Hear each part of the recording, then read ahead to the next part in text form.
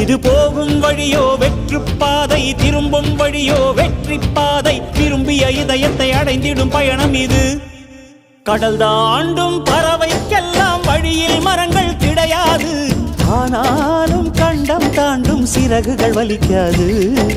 மலையேறும் எறும்பின் கால்கள் வெயிலை மிதித்து உடையாது. மனதோடு காதல் வந்தால் மனிதா தடையேது.